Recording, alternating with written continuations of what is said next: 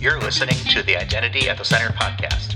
This is the show that talks about identity and access management and making sure you know who has access to what. Let's get started.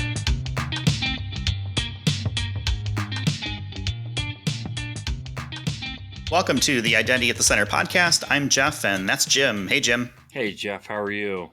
Oh, not so bad. Yourself? Good. I have to warn you up front, my Wi-Fi has been very unreliable the last 48 hours. I'm not going to say who my Wi-Fi provider is, but... Does it rhyme with Omcast? Maybe. Okay, just checking. Maybe. And so anyway, I don't think I'm going to be able to do our college football podcast that we normally do, but I will say go Dogs. Okay. Well, that would be a very interesting...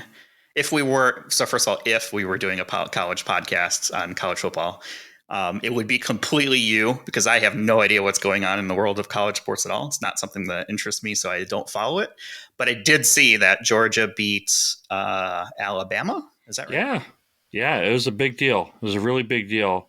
But I guess since we don't have a college football podcast, I was thinking maybe we could do a college IAM podcast today.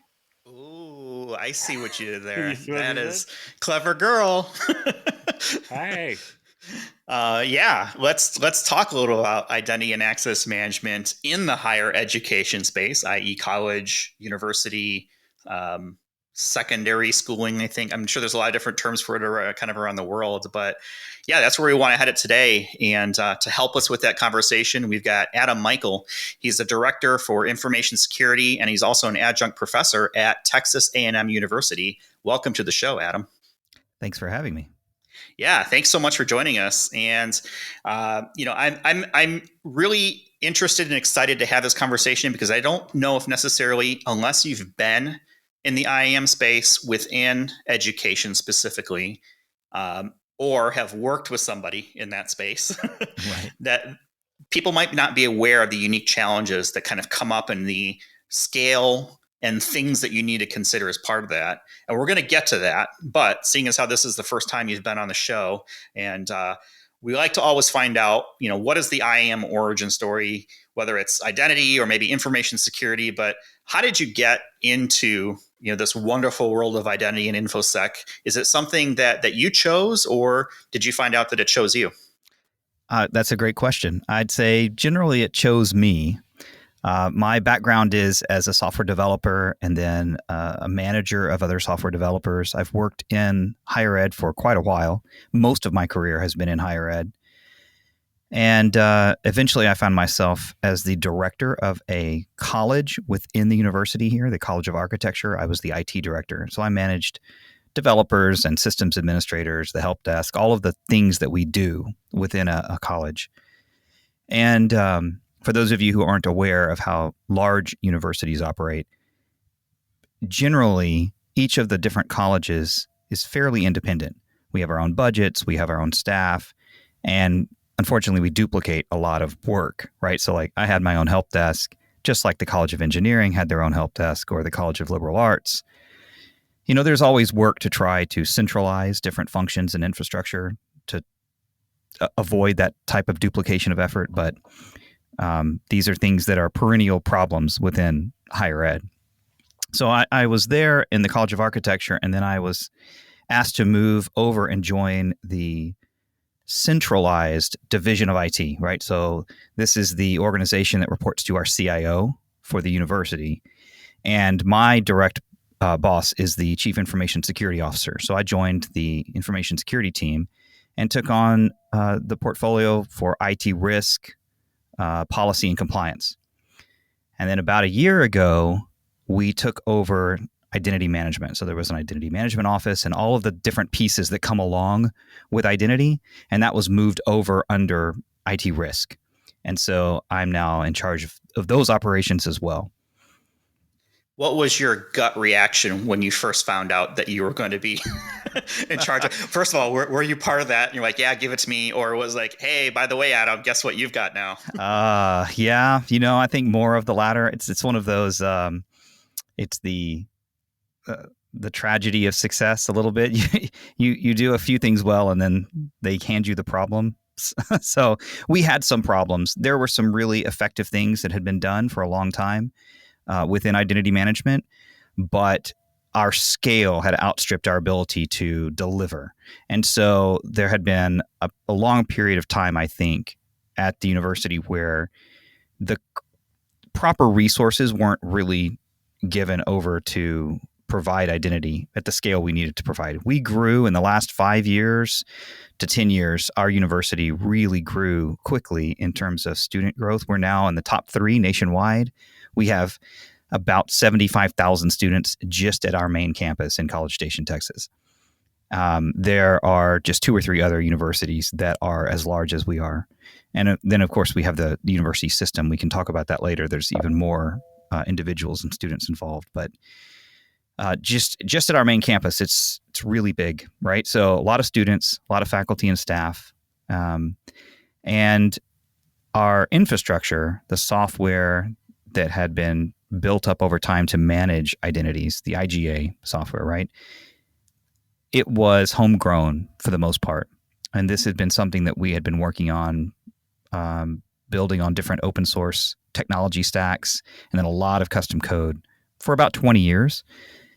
It did some really innovative things at the time they built it. There were not software platforms that were available that did the things they needed it to do, so they built their own. But in that intervening time, there are now platforms that can duplicate a lot of this work, right? There's Octaves and SailPoints and others like that. And so it was sort of time for us to take a step back and look at what we're doing and decide, where do we go from here? And that's when it was moved over from the group that had been running it, which was kind of our systems team or infrastructure team. And as a lot of higher ed is doing now, we decided that it made sense to think about identity in terms of IT risk. And so it was moved into the IT risk space.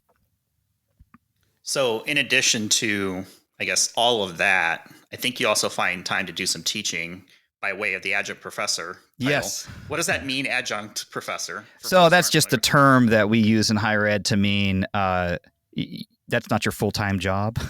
and you're not guaranteed to have a class the next semester. It's sort of semester by semester, right? So it's not a tenure track role. It's not my full-time job. It's definitely sort of something I do on the side. My day job is as a staff member within the division of IT in the security team.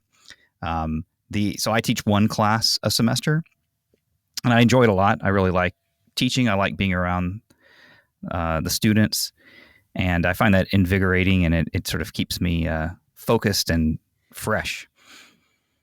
I would think that would give you some benefits too, as you're going through, crafting user journeys and what does it actually do in the real world, from an experience perspective, that having that experience helps kind of inform, hey, this is some of the pain points we're seeing in the real world, from students, from faculty, right? Oh, Things yeah. like that. Yeah, so faculty, you can sort of academically understand, hear what faculty want. We talk about them as a group. Well, faculty want this, or they think about things in this way. This is what's difficult for them. Now that I am a member of the faculty, even in this small role, it absolutely has changed my perspective. So I think about some of these services that we deliver, and I experience the pain points. And so I think that makes it better for me. I have a better perspective on how to try to smooth those out. And certainly it's true about the student perspective. Again, we do the same thing, right?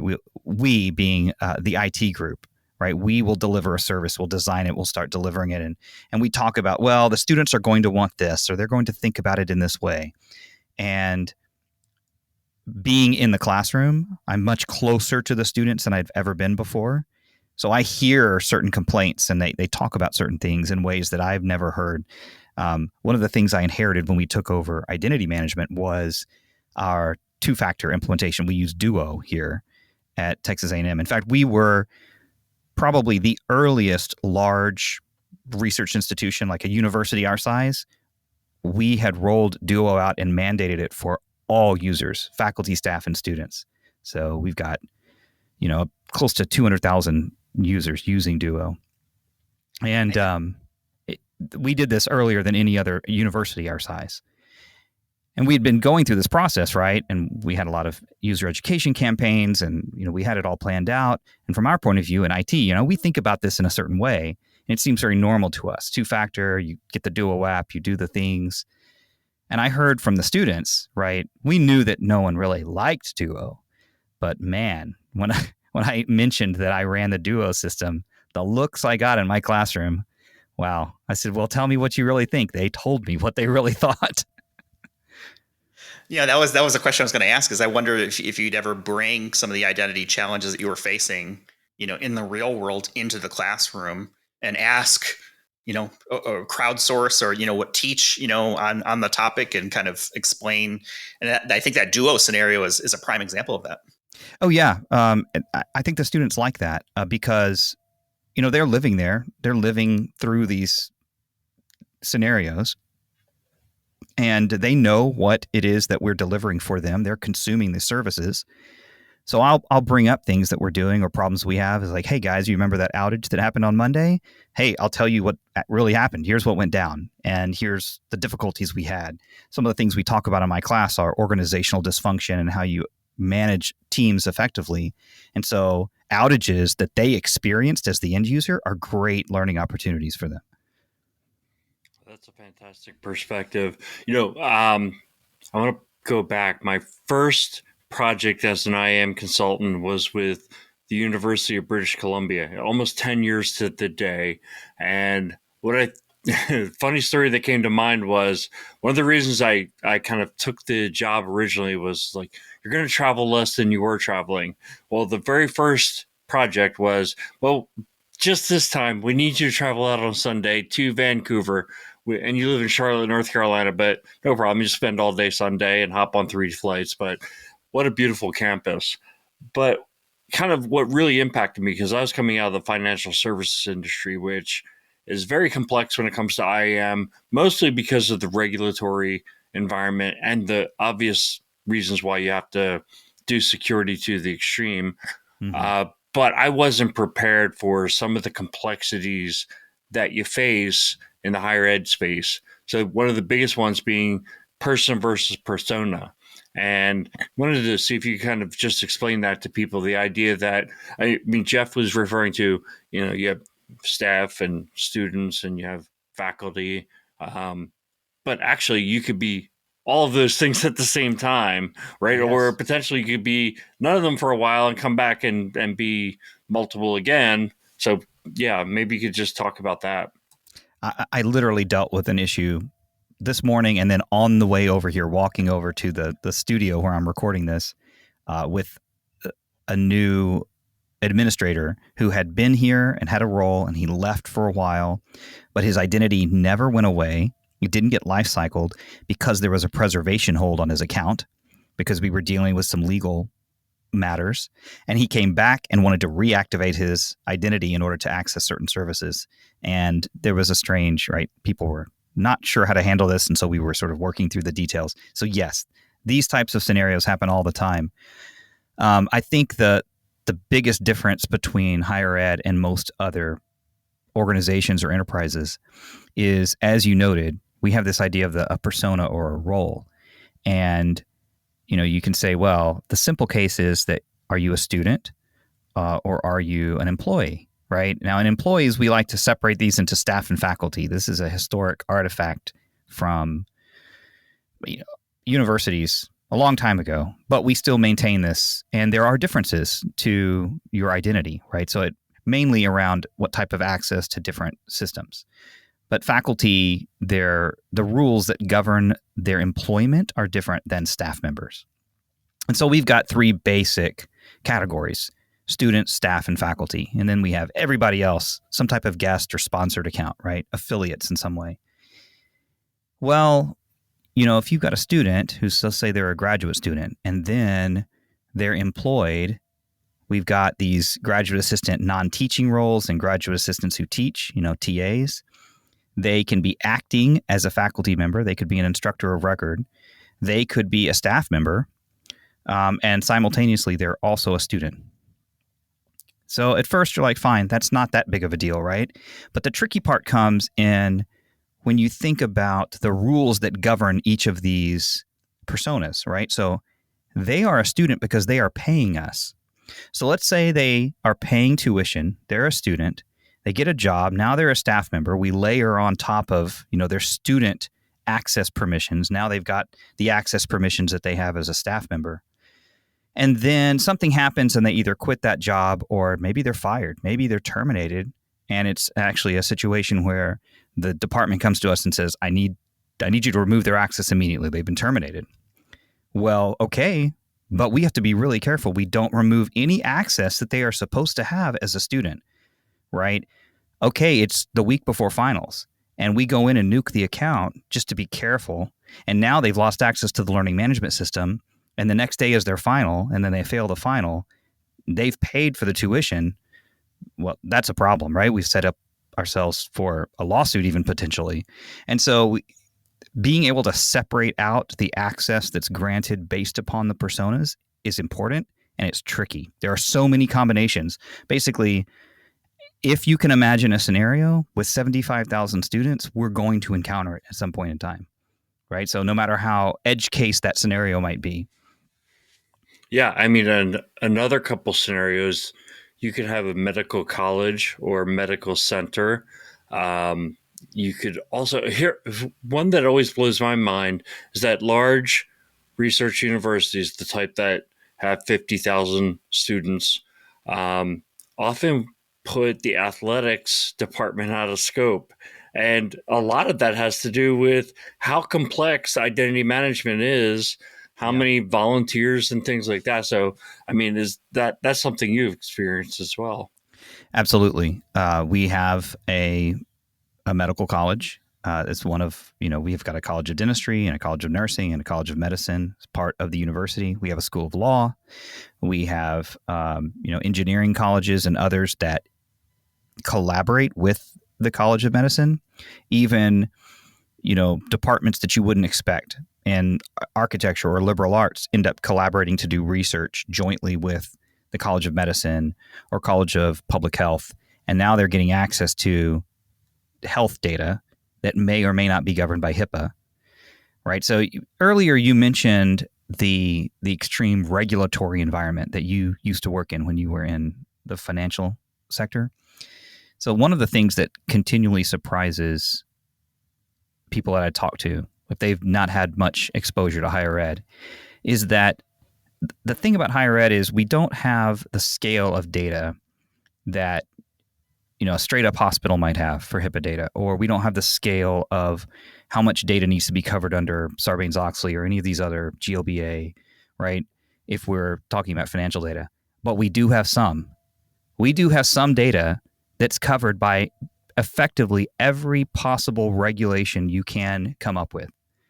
Federal, state, even international. We have to comply with international privacy regulations because we have study abroad centers and branch campuses outside the United States. We have a branch campus in the Middle East, in Doha, Qatar. We have study abroad offices in Italy and in France and in England and South America and in Central America, right? So all of these locations pull new regulations into scope for us. So we have to abide by a number of different federal guidelines around things like CUI, which is classified information from the federal government. CMMC, we have these defense contracts.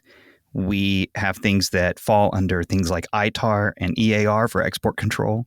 And all of this comes into scope because we're getting money from the federal government through granting agencies like NIS or NHS, NFS, National Science Foundation. We also get data from the federal government in order to perform research over those data sets. And all of these things come with their own sets of contractual obligations about how we handle that data. And of course, all of those have implications for our identity management office because we have to track who is it that has access to those data sets. Yeah, and higher ed has another regulatory framework that is specific to higher ed called FICAM, right? And that's that you can choose as a student to not be listed in a directory, which has you're lot of implications, right? Probably thinking about FERPA.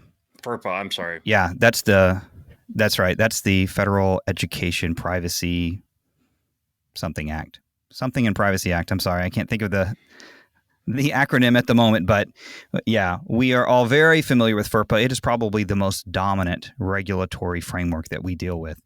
And, it would be simpler if it just said, this is how things work, but we have to protect data that has to do with students or their coursework or anything that's about what the student is doing, right?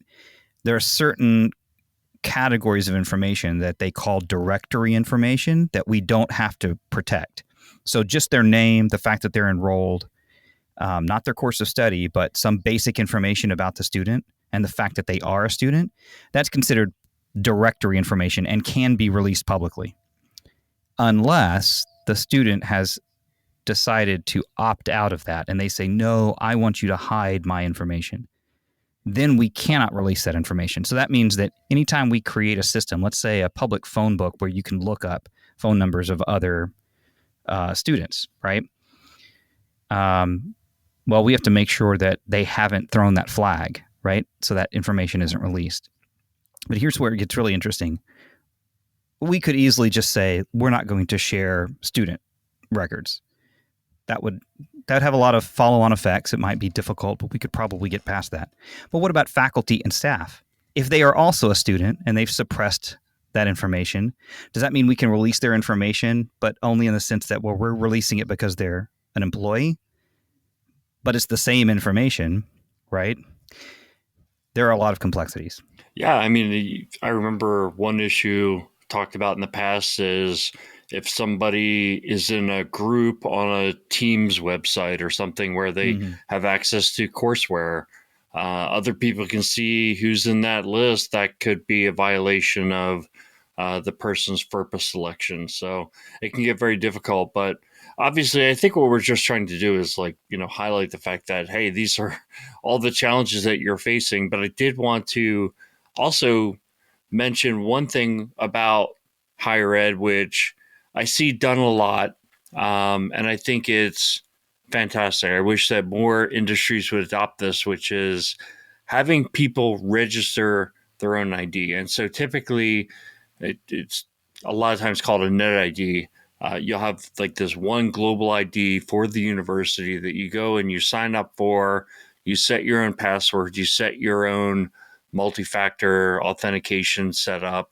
But that you actually do that yourself and you select your own password. Too often what I see in the corporate environment is that the account gets created and the help desk tells the person their password or they email them their password. Usually it's just the initial password, but I just love the idea of going through that registration. And, I think that global net ID system has a lot of advantages. It probably has some disadvantages as well. Yeah, I think part of that came about out of sheer necessity from our scale, right? One of the ways that we control ensuring that the right person has gotten the correct credentials, right? So if someone shows up and their name is Joe Student, we want to make sure that it's actually Joe Student who has that credential set, the username and password. And so all of our new students go through an annual process through the summer, new student conferences, where they show up in person and they meet with a lot of different advisors and staff members to help settle things like housing and pay their tuition and do their initial class registration. And one of the things they do during that time, we have a booth that's set up and they're going from booth to booth, handling a bunch of different business for the university. And one of the things they do is they establish their net ID if they have not already done that. Now, we have most of this stuff set up so it's self-service, but they have to set their net ID up. They have to set up some, we've got information tied to their net ID that allows them to do a self-service password recovery. So they don't have to just call the help desk if they've lost their password. They're able to do it through a text, right? They can get a token that's texted to them, and then they can use that to reset their password. That's all code that we've created ourselves. Again, these are things that now exist in a lot of tools, but at the time we created them, they weren't really available to us. So, and then Duo, and we help them establish Duo to connect their account and protect it because that's required now for all students. And so we, in that way, are able to actually physically look at an ID, a government issued ID before we allow them to establish that credential.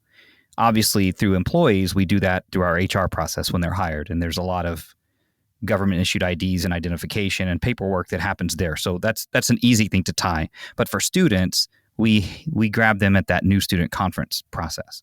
The reason this is important is because, well, first of all, just internally, we would want to ensure that we are controlling who has these credentials, right? That we know that Joe Student actually is Joe Student, as attested to by some other identity authority like the state of Texas or the federal government if they've shown us a passport, or for our international students, their passport, their international passport.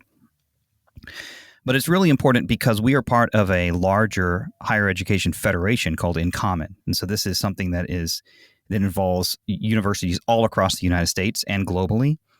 And in many ways, we will federate and share identity information. And In Common has established certain standards. So in order to be part of the federation and to be certified at like bronze or silver level certification for their standards, you have to be physically examining a government issued ID before you issue the credential.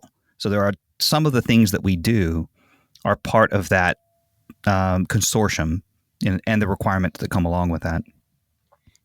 It's kind of that level of assurance identity proofing requirement that is kind of a NIST standard, right? That yes, the In Common group has adopted. Precisely. I'm curious if this identity proofing, and I want to kind of talk about that for a second, and identity verification, how does that work for remote staff, remote students? What are some of the challenges that you see with that, especially I would imagine over the last couple of years, right, with COVID and things kind of shutting down? It is absolutely. How did you tackle that? It's changed through COVID, right? So with remote students, they don't get that credential until we see them in person. Right. Initially, at some point, we had to see them. Now, even with COVID, that has not changed. They had to be here at least once on campus in order to go through that process. In 2020, when everything first, our campus shut down in March of 2020, everyone went home, but everyone had already established their credential, right? So for that next fall, the new cohort in the fall of 2020, we had opened campus up enough that they were able to get on campus to perform those functions, even if there was still some sort of modified hybrid in-person and online class teaching that happened that fall. And then this fall, we were, again, open mostly. So we were able to allow the new student conferences to run over the summer. Employees, that's a little bit different because we've got a pretty large HR organization that handles that, right? And we don't have near the volume of employees that we do. I mean, we're like 20,000 employees versus 75,000 students.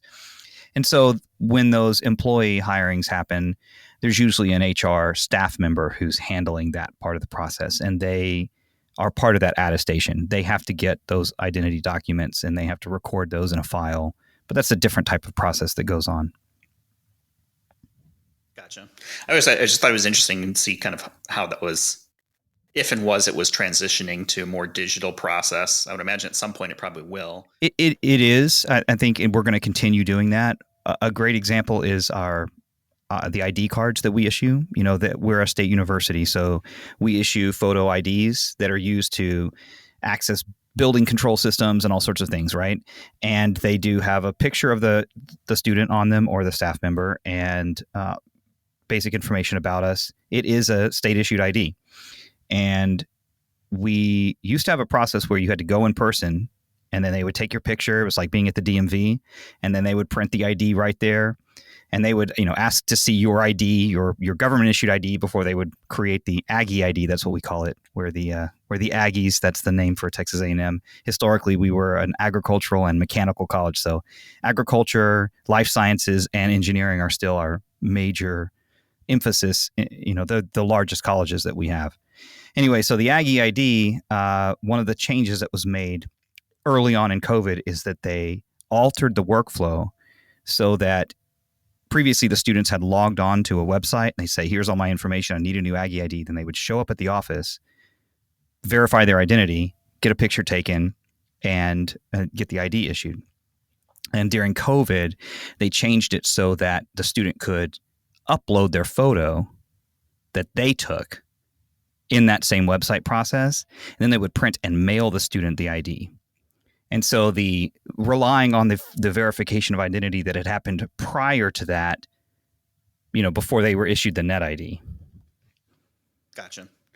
I think, there was another area that was interesting, and I think this is revolving around the interplay with other parts of organizations, especially when you have what's referred to as a university system.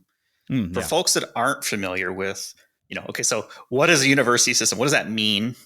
And I would imagine it probably complicates some areas of identity. Maybe we can talk about that next. Sure. I think most people are probably at least aware of a university system. I think probably the most commonly known system is the University of California system. So University of California, Los Angeles, UCLA, UC Santa Barbara, UC San Diego, UC Berkeley. These are all different schools. They're members of a larger system of universities. They're all connected, but each university is separate and they confer their own degrees. This is the same thing in Texas. We actually have 4 or 5 different systems in Texas. It's kind of odd, but it's a large state with a lot of people. And so the University of Texas has their own system, and Texas A&M has their own system. And there are 13 colleges and universities inside the Texas A&M system. So Texas A&M University, with no modifiers, that's the main flagship campus in College Station. We have Texas A&M, West Texas A&M. There's Texas A&M Commerce, Texas A&M Corpus Christi, Texas A&M Kingsville. We got a number of different universities, right? Prairie View A&M University is another university. That's an historically black college that's part of our system. And the system ties all these universities together and provides certain types of infrastructure and support. So our HR systems and payroll, that's all done at the system level. Some of the IT support that we get happens from the system level, so we can share in these economies of scale across multiple universities.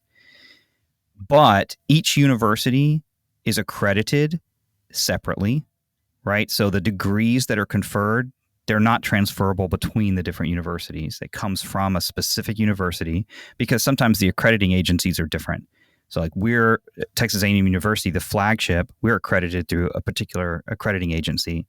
A smaller college somewhere in West Texas might be accredited differently. And their focus is going to be much different, right? Their focus is going to be, they have 4-year degrees, bachelor's degrees. Maybe one of the other smaller universities doesn't offer master's or graduate level work of any kind. Many of them offer some graduate level work, but no PhDs. The flagship university in College Station is a research focused. We're what's called an R1 school. We've got, I think at this point, just around, or we've just recently passed $1 billion in grant funded research annually. So it's a lot, right? It's big. And most of the other universities inside our system, that's not their focus. Their focus is on undergrad education, rather than the joint focus on education and research that you would find at an R1 research institution. So with these different, universities being part of the system, how does identity sprawl, manifest right within that? Do I have a different account as part of the system? Maybe there's some that are shared and some that are individual to different universities or colleges. Yeah, no, that's a great question. It's sort of like a federation.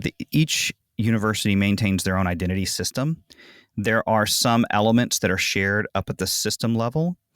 And every year that goes on, we see more of a drive and a push to allow these different universities to share and federate and collaborate, right? So in order to make that collaboration easier and more efficient, we do need to have identity systems that either are common and shared, or they're able to communicate with each other and understand each other in ways that maybe they haven't historically. I would imagine that poses some challenges when you've got so many chefs in so many kitchens all trying to create a dinner. That is true. I mean, just at the flagship university here in College Station, we we have those same problems, right? So just within a single system member, we've got a number of different IT units that run somewhat autonomously and a lot of different opinions about what's the best way to achieve these things. And again, there's a slow change over time where we see particularly core infrastructure and what I would call commoditized IT start to centralize, so that I think it will always make sense in higher ed that some particular aspects of IT and technology work are decentralized sort of at the edge, if you would say, right? So there's certain things that are done in the College of Engineering that you won't find anywhere else. And it makes sense for those to maintain local control there in engineering. Or liberal arts has certain needs for their faculty and their teaching needs that just don't show up in other colleges. But the things that are common, there's no reason for us to duplicate them, right? So email, core infrastructure, networking, identity. Identity, frankly, is something that can be done once. Active Directory, Duo, basic identity credentialing. It doesn't need to be duplicated across multiple colleges. So that's the direction that we've seen things move in the last several years. What about interaction with other entities, government, for example, or maybe other private businesses, things like that? Is that something that exists where, I might be a research person or taking classes that has some sort of maybe government agency linkage to it? What are some of the challenges around that? Yeah. Well, so I mentioned earlier this In Common Federation, and that's really the channel or the vehicle by which universities collaborate and then engage with federal government institutions. So many of the granting agencies like NIS, NIH, NSF, they use the In Common Federation as a way to enable researchers to access information and applications at the granting agencies, but still use the credentials that are issued by their local institution. It's not perfect, and obviously there's a lot of work to still be done to make these things work better, but that's the idea. It's possible right now for a member of Texas A&M, if you have a credential and you're visiting another university. Most universities, particularly large research universities in the United States, if you show up and you try to hop on their Wi-Fi network, you'll probably find a Wi-Fi network ID called EduRoam, which is part of the EDUCAUSE, standard, comes from In Common, and you are able to use your own local institution credentials and password, and it gets passed off, through the proper channels there. Each university is acting as an IDP, and you can hop on Wi-Fi at a neighboring institution if you're visiting. That's a great example of one of the things that's working in that regards. And that makes a lot of sense. And I guess I think about it from a enforcement standpoint. The In Common Federation. Do you find, and maybe this is kind of an out of left field question, but do you find that language either mandating or requiring use of common systems like that for authentication or even maybe authorization makes it into contracts or agreements between organizations? Or is it just kind of like, hey, we know this thing exists and wink, wink, nod, nod, we're going to make sure we do it? Yeah, I'd say it's more carrot than stick, right? So, the universities want to be able to have the benefits of these federated credentials. It's beneficial to them if their researcher, when they're visiting another university, visiting their peers to do work, if they're able to easily get on the Wi-Fi, right? If they're able to, some of the cases, the only way to access certain resources might be through a federated identity like that. In that case, it's, well, if you want access, you're going to join this federation. So, but that's more rare. I think it's more of a, here are the benefits. Don't you want access to them? And universities in general are geared towards the concept of collaboration, right? So we think in terms of how do we collaborate effectively with others? That's an interesting tension that exists, right, between academia and I'm not sure who I would say is the opposing force, maybe the security teams that are being hired to help protect the data that exists in academia. But fundamentally, the openness and collaboration driving higher ed in order to generate better work with peers across the country, that is many cases and many times in opposition with the idea of protecting your data. And so there's a tension there that we have to work through continually. So Adam, interesting you brought up In Common. When I think of In Common, I still think of Shibboleth. When I think of Shibboleth, I think of Grouper. I think of how higher ed has an affinity toward open source tools because they're free, right? Right. All free. I think everybody who's familiar with open source has heard the adage, open source software is free as in speech, not free as in beer, right? The idea that the emphasis is the freedom to take it and modify it and use it as we need. And absolutely higher ed has an affinity toward that. And I think in general, I mean, the open source movement and open source software, free software, originated with the internet, which originated from universities. The internet was created in universities. And so many of the things and tools that we think of and associate with the free software movement come from the university environment. But I had a CTO a few years back, and she used to say that open source software, she didn't like the free as in speech or free as in beer analogy. She said open source software is free as in puppies, meaning it's delightful when you get it for free, but there's always a cost later. And I think that something that we often miss is the idea that 80% of the maintenance cost, or rather 80% of the cost of the life cycle of software is in the maintenance stage, right? So when you look at the idea of, should we develop software? Should we implement? Should we buy it off the shelf? That initial cost for development is only about 20% on average. 80% of your cost is going to come as you maintain it over time. And so you have to carefully consider that when you're making a decision.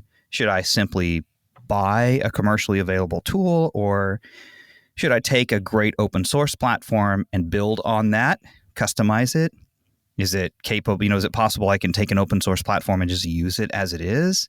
There are a lot of things to consider there. Yeah, and I don't want people to come away from this podcast thinking that we're negative on open source, right? And I did kind of ask that leading question, is free, right? Knowing what your answer is going to be, but there's a lot of positives to it as well, right? I mean, you have your experience with running some open source projects within your university. Well, and I mean, let's be honest, who doesn't like puppies, right? I mean, and free puppies are great. Just, you got to be aware there is going to be a cost, but it doesn't mean that that can't be the best choice in any given situation. I am a strong believer in free software and open source technologies and the way that the open source community works. Here at Texas A&M, we use a lot of open source tools. We use a lot of open source software. We have a lot of commercially purchased tools as well, right? I mean, the different situations call for different solutions. And I think it's just wise to be aware of what those trade-offs are. Like anything else, it's probably going to involve a trade-off somewhere. Know what that trade-off is and weigh the pros and cons. I think that's pretty sound advice. And I like it because, not everyone has the same requirements, have the same budget, have the same things right there, or use case they're trying to address. There is a tool out there that'll meet it. If it's open source, great. Just be prepared to support it. But that's no different really than any commercial software. I've seen lots of great commercial software get bought and then it dies on the vine because no one supported it. Didn't get patched, didn't get maintained, all that good stuff. So I think it's just something to be aware of. Adam, you've been really generous with your time and we really do appreciate it. But I'd like to talk real quickly about the class that you teach, which is around DevOps and maybe I'm paraphrasing here, but almost kind of sounded like organizational dysfunction, maybe. No, that's true. Yeah. Or chaos. And I'm curious, if you could teach one class on anything, what would it be? Would it be that? Would it be something else? That's a great question. I think so. I teach in a program called the Technology Management program here. It's a degree program that sort of sits halfway in between computer science, which is over in our engineering college, and our MIS program, which is in our business college.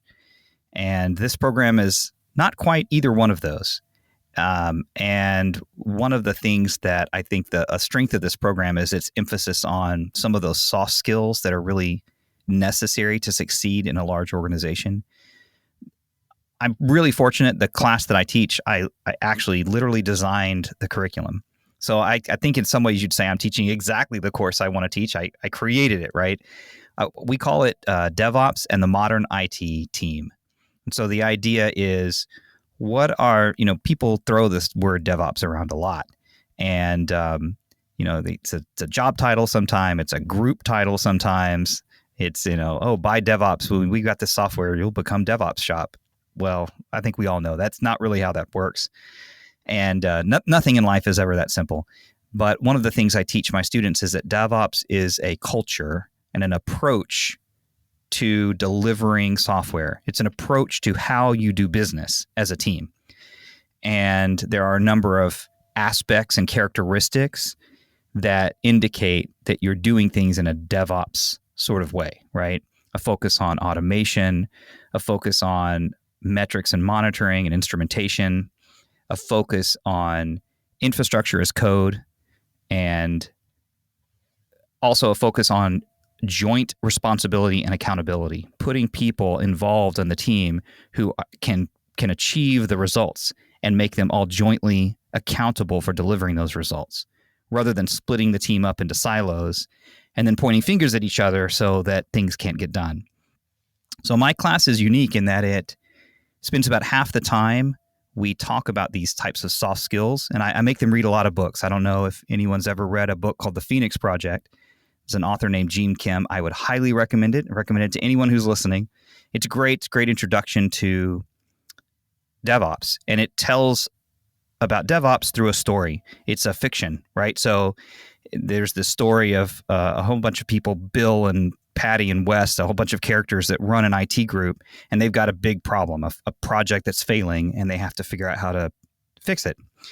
And the great thing about this book is that as you're reading it, you'll say, if you've worked in IT in any length of time, oh man, I know that person. I know a Wes. Oh, I know a Brent. I know a Patty. Because you'll recognize them. They're these archetypes of people that you've worked with in your past. And it's not, amazing literature. I mean, don't read it thinking that you're going to get Hemingway, but it's a really good story. It's compelling and it's easy to get through, and it really presents these concepts well. So we read books like that, and in my class, I make them read like 5 books, which is a lot of reading for a technology type oriented class, And then at the same time that we're doing that, I make them actually build things. So we learn about Docker and containerization, and we learn about building REST APIs, and we do some Python, and I make them actually build an API that they containerize, and we deploy it out onto usually a cloud somewhere like GCP or AWS. And then they have to automate a CI/CD pipeline, and they build tests around it, and they do integration testing. And by the end of it, they've got all this stuff built up that most of them have never really put all these concepts together at the same time. So we have a lot of fun. That's really cool. I mean, it sounds like because you're able to design it, you can kind of make it your own, right? You create the syllabus for it and the plan and the approach. Jim, if you were a professor, what would you be teaching? It's funny because I'm sitting here thinking, I feel like we kind of do that, right? This is kind of like a course because we each week put out an episode and we have somebody who is brilliant in their area, like Adam is, and he brings that to the table and everybody gets to learn from him. And then next week is going to be somebody else, and they're going to be the Adam in their domain. And we're starting a kind of a track, which I feel like started with our last week's episode, which is kind of this, what I'm thinking of calling it is CISO perspectives. And I know Adam's not in that role now, but he really could be, will be if he wants to be. But I feel like, it's not so much me wanting to dump information from my head. It's would be taking these smart people and getting the information out of their head to deliver to people. And I feel like that's what we do at the podcast. So I feel like I'm kind of living that already. What about you, Jeff? I'm going to go not even related to identity. I think just talking tech. I mean, I'm a nerd by heart, and I love technology of all different forms. It would probably be something along the lines of, I don't know.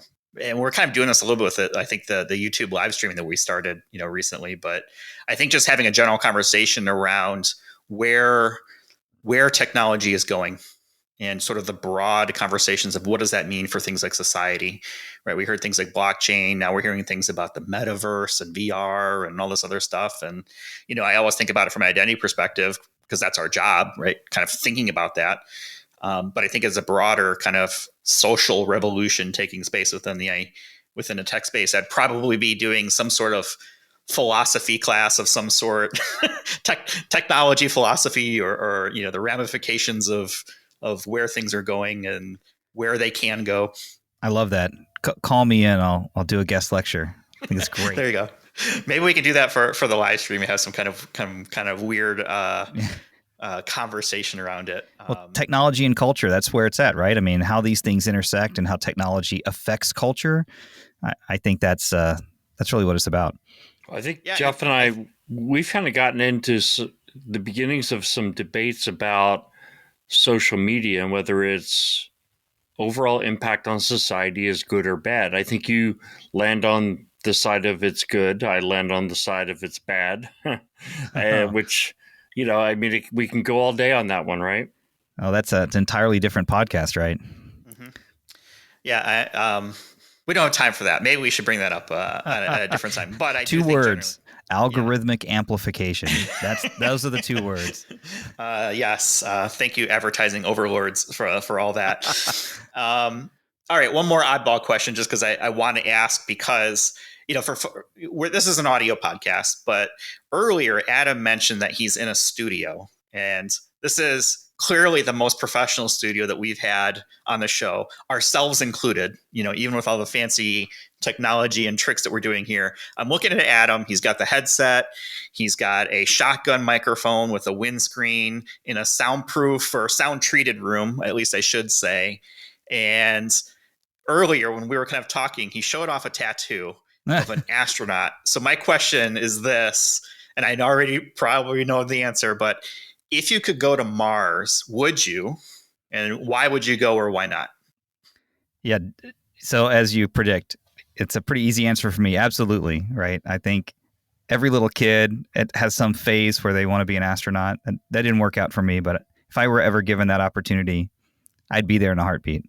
So Elon Musk, sign me up. I'll join your ship to Mars. You can go establish the In Common Mars Federation. How That's about right. that? That's right. I think the idea of the exploration of going to that new phase, something new, pushing the boundaries of what humanity has accomplished. There's something very appealing about that. I'm with you. I would go. I think I understand. There's reasons why people may or may not want to, but I feel like I'm an explorer at heart, and I would be willing to give it a shot and go see the great not the great beyond, that's a different thing. But go see the universe and get outside of our little earth bubble here. Jim, what about yourself? Would you go? So I'm gonna do one of the Washington D.C. tricks. I'm going to say no. I would like to yield my time back to Adam, because you had mentioned something earlier about land grant and space grant universities. I'd never heard this before. I mean, I heard the term land grant university, had no clue what it was. So for the benefit of the audience, I yield my time back to Mr. Mikeal. Okay. Well, we were talking about the connection that Texas A&M has to the space industry.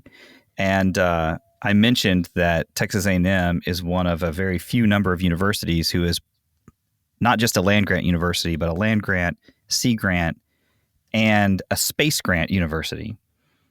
And the land grant university concept is it has to do with the funding and establishment of the university by the state and the federal government.